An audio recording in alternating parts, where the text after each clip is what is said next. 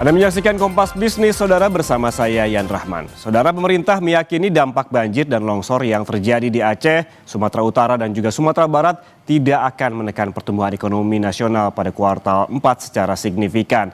Padahal, Saudara, pada kuartal 3, kontribusi Pulau Sumatera terhadap pertumbuhan ekonomi nasional merupakan yang terbesar kedua setelah Pulau Jawa, yakni sebesar 22,42%.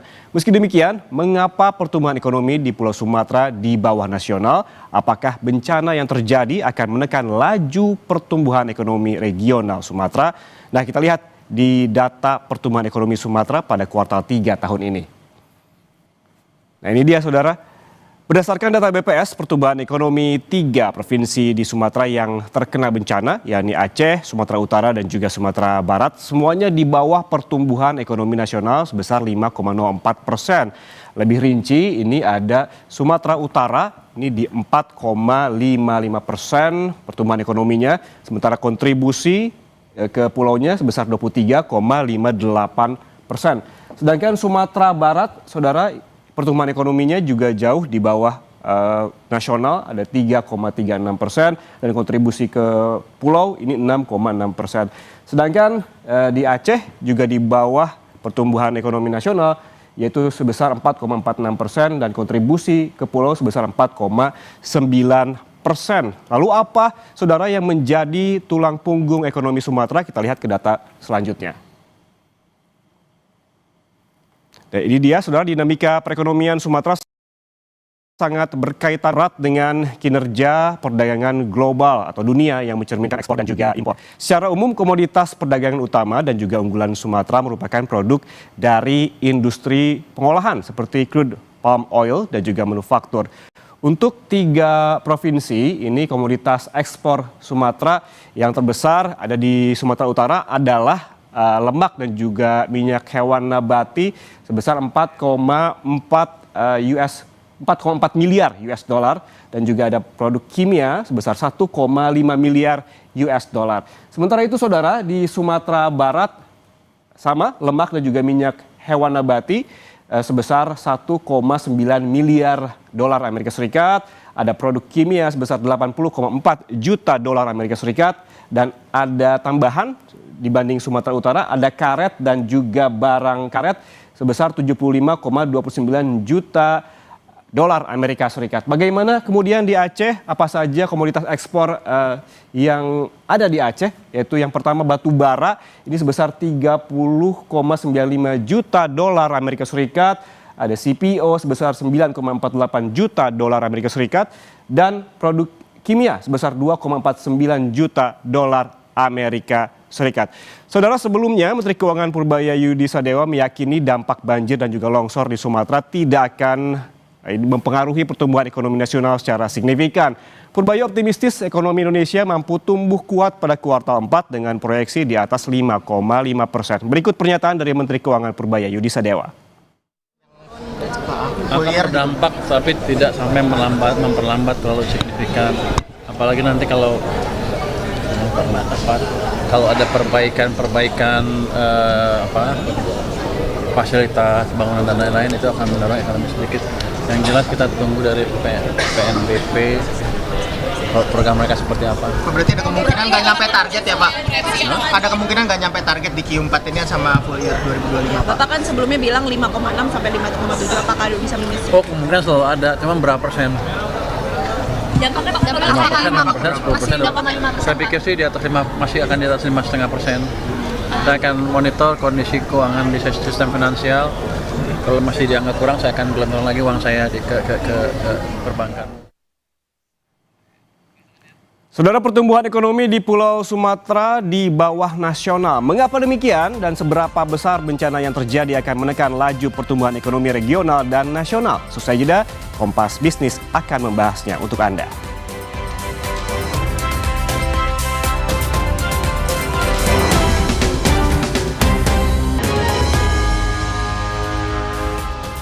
Terima kasih Anda masih bersama kami di Kompas Bisnis, Saudara. Kontribusi Pulau Sumatera terhadap pertumbuhan ekonomi nasional merupakan yang terbesar kedua setelah Pulau Jawa.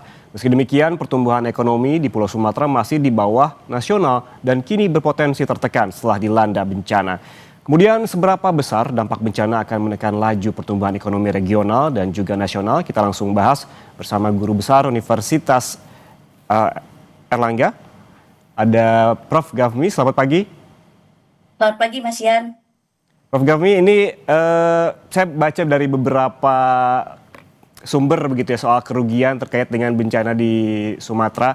Ada dari Selios yang menyebutkan bahwa kerugian ini 68, sekian triliun, kemudian juga ada ekonom dari Bank Mandiri yang menyebutkan 32 triliun sekian, dan kemarin dari DPR juga menyebutkan 200 triliun sekian. Kalau hitung-hitungan Anda begitu terkait dengan kerugian akibat banjir dan juga longsor di Sumatera ini berapa gitu? Ya, gini baik Mas Yan, terima kasih. Saya beda ya Mas dengan perhitungan Mandiri dan Selios. Karena bencana Sumatera di tahun 2025 ini memang berpengaruh signifikan untuk menurunkan pertumbuhan ekonomi nasional, yaitu sekitar antara 0,08% sampai 15%. Tentunya dengan kerugian ekonomi setara dari 0,30 sampai 0,50% dari PDB. Jadi bisa sampai 100-200 triliun, Mas. Nah, dari 3 profesi itu memberi kontribusi sekitar antara 8 sampai 10% terhadap PDB nasional. Sehingga saya lihat memang dampaknya cukup signifikan. Tapi kenapa saya mengatakan cukup signifikan, Mas Yan? Karena bencana yang ada di Sumatera ini adalah masuk pada makroekonomi shock ya. Jadi ini bencana besar, yaitu ada gempa, tsunami, banjir bandang, letusan gunung, badai silikon, itu semuanya berdampak sistemik. Salah satunya ini adalah banjir bandang. Nah, akhirnya apa? Ini akan berpengaruh pada produktivitas menurun. Seperti sawah, ladang, itu hancur semua. Pabrik-pabrik rusak juga. Belum lagi kerugian infrastruktur, Mas Yan. Terutama itu adalah jalan, jembatan, listrik, air gitu. Termasuk juga korban jiwa dan yang bagaimana mengungsi. Sehingga ini akan berpengaruh pada konsumsi dan tenaga kerja yang juga berkurang. Nah, ini biaya rekonstruksinya pasti melonjak. Karena apa? Karena di sini pasti akan ada tekanan fiskal yang semakin tinggi.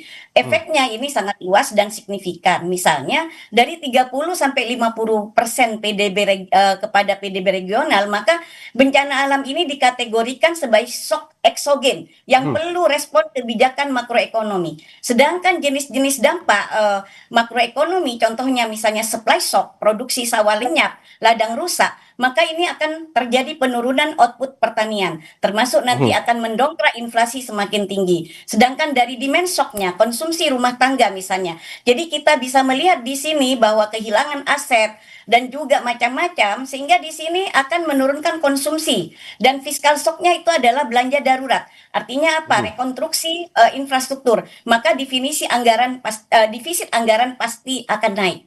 Nah, inilah yang nanti bagaimana financial shock, kredit macet, klaim asuransi yang semakin besar, tekanan likuiditas bank, semua itu akan ada. Maka oleh karena itu, Mas Yan, respon kebijakan instrumen moneter di sini Bank Indonesia, bagaimana kalau misalnya lihat dulu ya Mas Yan, apakah ini inflasi bisa terkendali apa enggak gitu. Nah, maka tentunya nanti ada likuiditas darurat, ada repo, ada swap misalnya untuk bank yang terdampak. Bagaimana relaksasi GWM atau penundaan suku bunga pinjaman misalnya bagi sektor terdampak. Siapa di sini? Yaitu misalnya UMKM, subsidi bunga kredit UMKM dan sebagainya. Nah, fiskal di sini Kemenq tentunya anggaran darurat bantuan sosial logistik evakuasi juga ini sangat memerlukan suatu anggaran yang cukup besar. Sementara pajak ditangguhkan misalnya PPH, PPN di wilayah bencana. Maka belanja modal untuk rekonstruksi di sini terutama infrastrukturnya sangat tinggi Mas Yan. Jalan, irigasi, bendungan. Nah, bagaimana di sini koordinasi antar lembaga misalnya untuk Komite Stabilitas Sistem Keuangannya. Jaminan LPS di sini misalnya memberikan jaminan simpanan agar tidak terjadi bank run misalnya. OJK relaksasi rasio misalnya LDR-nya, NPL-nya bagi bank di zona bencana. Itu seperti apa? Ada nggak misalnya yang kena dampak bank-bank itu? Solusinya nanti ada Mas Yan macam-macam nanti ya, apa yang harus diperbuat oleh Kemenq dan Bank Indonesia. Nah, artinya apa Mas Yan? Dari sisi bencana Sumatera ini, saya selalu mengatakan 3 provinsi ini memberi kontribusi sampai sekitar 10% terhadap PDB nasional. Ini sangat besar dampaknya yang cukup signifikan. Karena secara kerugian ekonomi, tapi tergantung metodologinya Mas Yan mau menggunakan yang mana. Kalau saya hasil yang saya sudah hitung itu antara sekitar 100 sampai 200 triliun Mas Yan. Seperti itu. Oke, berarti angka yang sangat besar begitu ya Prof. Gafni. Iya, Kalau kita iya. melihat tadi fokus kerugian di infrastruktur memang demikian begitu, jalan, jembatan dan juga bendungan yang juga rusak. Lalu kalau kami melihat pakai data BPS ini sebetulnya apa sih penyumbang kerugian terbesar pulau ini selain juga tadi infrastruktur? Kalau disebutkan dari data BPS ini mayoritas ekspor ini bergantung pada hasil alam yaitu sawit dan juga tambang. Apakah ini juga jadi faktor dari kerugian tersebut? Jadi memang kalau kita lihat berdasarkan data BPS dan tren ekspor yang ada di Sumatera, kerugian terbesar itu memang berasal dari perkebunan kelapa sawit dan juga sektor pertambangan terutama adalah batu bara. Karena Sumatera Barat itu penghasil batu bara. Kalau Sumatera Utara itu sawit, Mas. Jadi dua komoditas penyumbang porsi terbesar ini tentunya di sini akan berpengaruh pada nilai ekspor Sumatera, Mas Yan. Kenapa? Karena kita lihat, tapi ini secara keseluruhan, Mas Yan, Sumatera termasuk Riau, ya, Jambi, Sumatera Selatan dan sebagainya memang menghasilkan lebih dari 80% produksi sawit nasional. CPO masih menjadi penopang utama perekonomian yang ada di Sumatera Utara. Karena Sumatera Utara itu juga penyumbang sekitar 10,7% dari total produksi kelapa sawit nasional. Artinya sekitar 5,02 juta ton pada tahun 2023 kemarin yang saya punya data itu. Ini ancamannya nanti misalnya ekspor utamanya kemana? Malaysia, China, India misalnya seperti itu Mas Yan. Nah ini kerugian-kerugian akibat bencana ini terutama memang ini adalah berbeda dengan waktu tsunami Aceh tahun 2004 itu Mas Yan. Ini merusak kebun dan infrastruktur termasuk juga pengolahan. Jadi ini complicated semuanya Mas Yan. Dan memang kita tahu Mas Yan bahwa kalau kita lihat dilihat dari sektor pertanian dan sebagainya, jadi intinya kalau kerugian secara umum memang di luas sawah dan ladangnya itu memang hampir 9 ribuan gitu ya. Nah kerugian ekonominya ini bisa sampai 200 triliun tergantung dari bagaimana skala bencananya juga gitu. Nah sektor pertanian dan perkebunan itu yang juga cukup besar Mas Yan, itu adalah menyumbang sekitar 45% dari kerugian total kerugian yang diikuti oleh pertambangan dan infrastruktur. Jadi seperti itu. Oke, 45% untuk sektor pertanian dan perkebunan begitu. Tapi Prof. Gami ngomong-ngomong nih, kalau kita melihat Pulau Sumatera begitu, tidak ada bencana saja pertumbuhan ekonominya di bawah nasional. Padahal hasil alamnya itu tadi ada perkebunan, ada juga tambang, ini diandalkan sekali untuk ekspor. Bagaimana dengan adanya bencana? Mungkinkah Sumatera tetap bisa menjaga pertumbuhan di level 4%-an? Ya memang paradoks sekali Mas Yan, karena Sumatera ini memang bergantung pada sektor primer seperti pertanian, perkebunan dan pertambangan. Nah sektor ini yang saya sebut tadi itu kontribusinya memang besar, tapi nilai tambahnya kecil Mas. Jadi dia added value-nya itu rendah dibandingkan manufaktur atau jasa yang ada di Pulau Jawa. Karena kita tahu Mas Yan bahwa harga komoditas itu kan volatilitas ya. Betul. Karena tergantung dari harga komoditas dunia, termasuk CPO, batu bara, karet, timah, harganya itu fluktuatif di pasar global gitu. Ketika harga turun, pastinya ini ekspor menyusut, pertumbuhan melambat. Nah, infrastruktur terbatas misalnya, konektivitas antar pulau itu kan masih lemah di Sumatera, termasuk pelabuhannya, jalan tolnya, sehingga apa di sini akan mendorong biaya logistik yang cukup tinggi Mas Yan. Dan saya lihat di data juga Mas Yan, ternyata foreign direct investment ke Sumatera ini juga masih rendah. Hanya 15% dari total nasional Mas Yan. Jauh di bawah Pulau Jawa yang sudah 60% gitu Mas Yan. Nah ini nanti Mas Yan kayak dampak bencana ini pastinya kan kerusakan infrastruktur gitu ya. Saya udah sebut tadi, termasuk juga bagaimana produksi pertanian pertambangan juga berhenti kan, kerugian ekonomi berapa, akhirnya apa? memang pertumbuhan Sumatera ini pasti akan turun nanti Mas Yan sesuai Oke. dengan saya kalkulasi tadi gitu ya.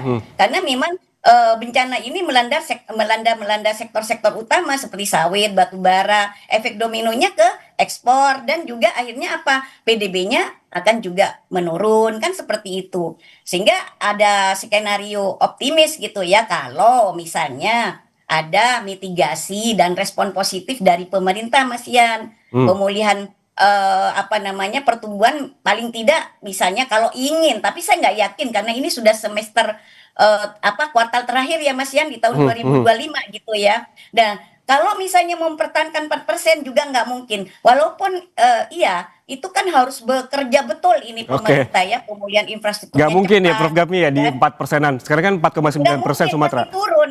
Iya pasti turun Mas. Nasional pun turun Mas Yan. Oke, oke. Jadi Kemarin ada ungkapan dari Pak Purbaya ketika ditanya oleh wartawan terkait dengan seberapa besar sih dampak dari bencana ini pada pertumbuhan ekonomi nasional pada kuartal keempat nanti. Disebutkan oleh Pak Purbaya bahwa dampaknya tidak akan terlalu signifikan dan masih berada di target 5,5%. Tanggapan Anda seperti apa? nggak mungkin Mas Yan. Itu sudah logika berpikir kita. Ini kan sederhana gitu ya. Ketika, mohon maaf nih, Sumatera Barat itu kan selalu digadang-gadang sebagai swasembada pangan. Nah, tentunya penghasil beras kan, tapi karena ini terdampak banjir bandang yang luar biasa, ya gimana produktivitasnya pasti turun dong. Ini kan juga akan mendongkrak pada inflasi Mas Yan kan gitu. Nah, di kuartal 4 tahun 2025 ini Mas Yan, pertumbuhan nasional itu diprediksi melambat sampai 0,15%. Estimasi saya ya Mas Yan itu. Karena kita lihat bahwa sektor pertanian kan saya sudah katakan tadi bahwa kerugian ekonomi itu bisa diperkirakan nyampe 200 triliun. Itu setara 0,30 sampai 0,35% terhadap PDB nasional Mas Yan. Nah, sektor pertanian, perkebunan sawit, pertambangan batu bara dan logistik itu sudah menjadi apa istilahnya sudah terputus Mas Yan. Dan itu menjadi sumber kerugian yang sangat besar. Pastinya ini inflasi nasional juga walaupun terkendali itu ada juga sedikit terdorong sedikit gitu karena ada suatu supply chain-nya juga yang sudah tidak normal kan gitu Mas Yan gitu loh. Nah, ini kalaupun nanti mau memaksakan diri ya nggak mungkin juga gitu. Kuartal 1 Oke.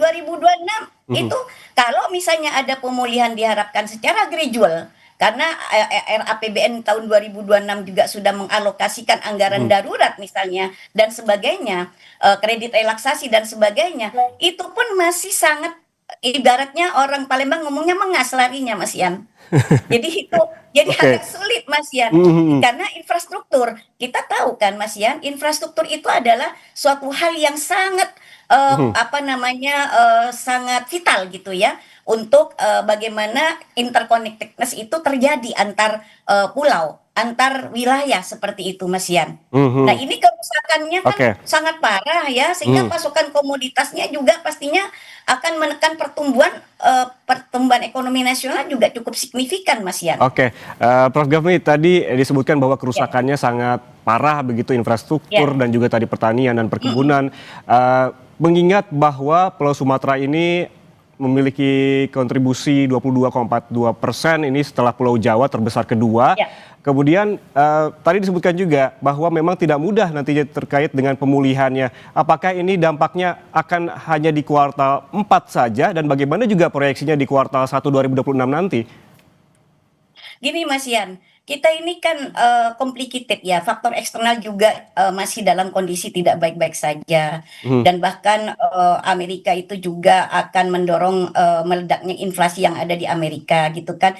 Kalau ekonomi Amerika terganggu pasti ke nasional juga akan terganggu. Nah, sementara kita di nasional juga ada bencana-bencana yang luar biasa di dalam negeri yang tentunya ini akan mengganggu suatu kualitas dari pertumbuhan GDP kita Mas Yan. Ya tidak mungkin lah Mas Yan, kita logika berpikir aja. Mau maksain gimana pun kalau sudah Sumatera ini kan termasuk suatu wilayah yang menjadi suatu istilahnya barometer ya walaupun tidak utama gitu. Tapi salah satu barometer pertumbuhan ekonomi nasional, Mas Yan. Jika Sumatera ini terganggu, maka juga akan pasti mengurangi suatu kualitas pertumbuhan dari GDP kita seperti itu, Mas Yan.